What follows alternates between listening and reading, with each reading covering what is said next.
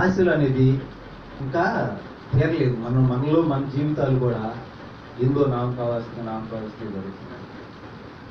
మనం కూడా ఏంటంటే దేవుడు మన కొరకు సిలువలో బలి అయ్యాడు కాబట్టి, ఆయన రక్తం కాచాడు కాబట్టి, మనం కూడా మనం ఇన్నేది వేరే వాళ్ళకి చెప్పి వేరే వాళ్ళని కూడా మన దేవుని కాడికి నడిపించే బాధ్యత అందరం తీసుకోవాలి. ఎందుకంటే మనం నమ్మపోతున్నాం కానీ వేరే వాళ్ళకి చేతి ఏమనుకుంటారో ఏమైందని చెప్పని చాలా వరకు మనము ఆలోచిస్తుంటాం.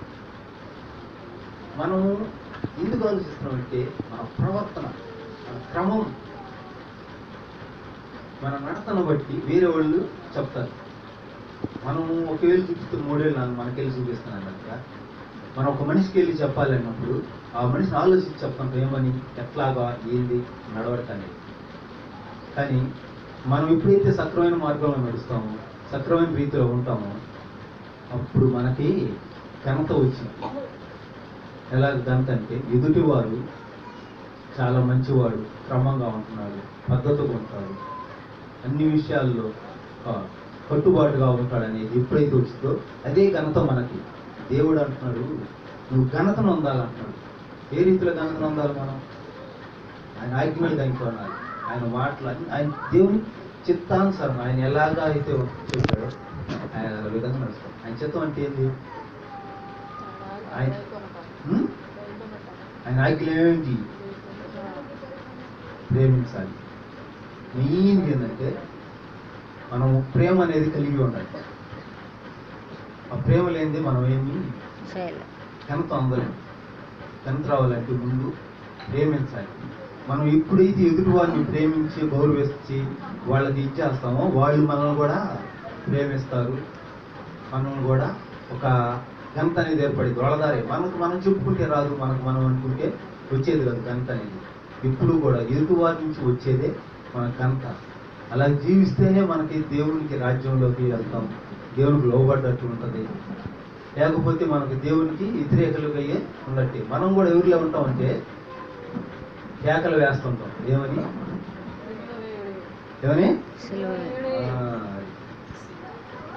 మనమే వేసింది కూడా, ఊరు వేయలా. మన చూపు, మన ఆలోచన, మన తలపు, మన హృదయం అన్ని మనమే. ఊరు అంటే బయట వాళ్ళు ఊరని ఉంటారా? ఊరు లేదు. మనమే ఉంటే మన ఆలోచన, మన చూపు, మన హృదయాలు ఏమైనాయంటే ఆత్మ ఇవన్నీ సాతాను గడికి బంధించేస్తాం. మనం సాతాను గడి చేతులు చిక్కుబడి ఉన్నాం. ఎందుకంటే ప్రతి ఒక్కటి ఆశపడతాం, ప్రతి ఒక్కటి కావాలనుకుంటాం. ఏదైనా చేయాలనుకున్నప్పుడు ఒక చెయ్యాలా వద్దా, చేద్దాం వద్దా అని ఆలోచనతో అనుకుంటాం. కానీ దేవుడు అంటున్నాడు నీ భారం నా మీద మోతుంది. నీ రాజ్యం నా రాజ్యం వేరేగా ఉంది కాబట్టి నువ్వు నా రాజ్యంలోకి రావాలి. ముందు ఎట్లా రావాలి? నీతిమంతుడు వస్తే దేన్నైనా జయించే శక్తిని నా కాంచి నువ్వు పొందుకుంటావు. ఆయన కాడ ఆయన దగ్గర పోవాలి. మనం ఆయన మార్గంలో నడవాలి, ఆయన ఆజ్ఞలు గైకొనాలి. అప్పుడు మనం ఆయన శక్తిని పొందుకొని మనం దేనిని ఎదిరించగలిగే శక్తి మనకి దేవుడు మనకి దయచేస్తాడు. అంతేగాని మనం ఏదో మాటలుగా చెప్పుకొని వచ్చిపోవడం చేయడమే కాదు. అందుకే దేవుడు అంటున్నాడు నా దేవా నా చేయి విడవకు.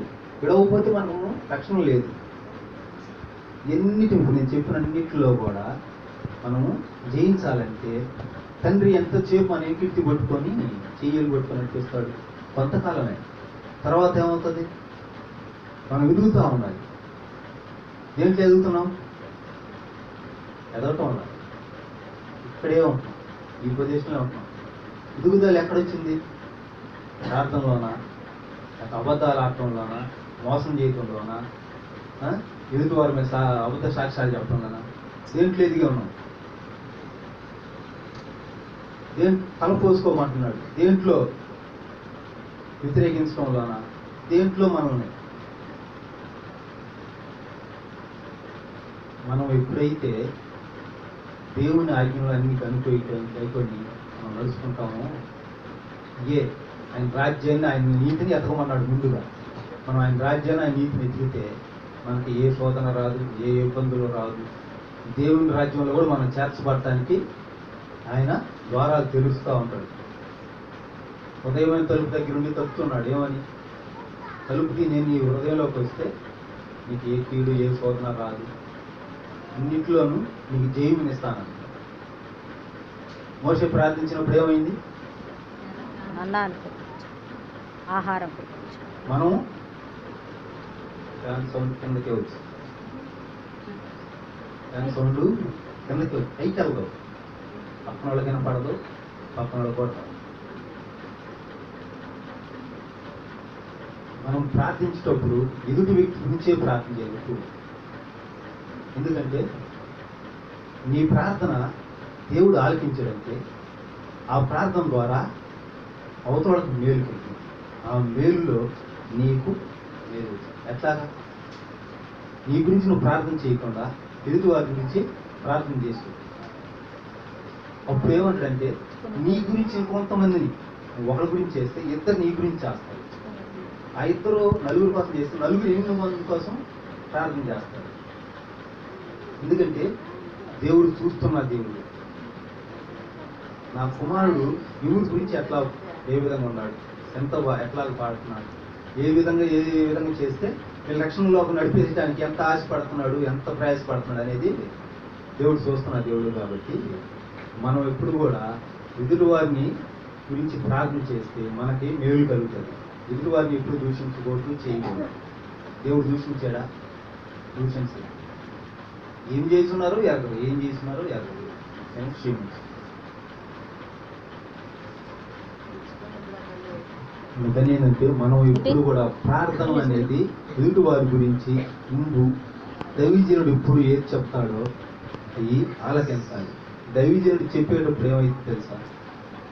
దేవుని పరిశుద్ధాత్మ నింపుకొని చెప్తా ఉంటాడు.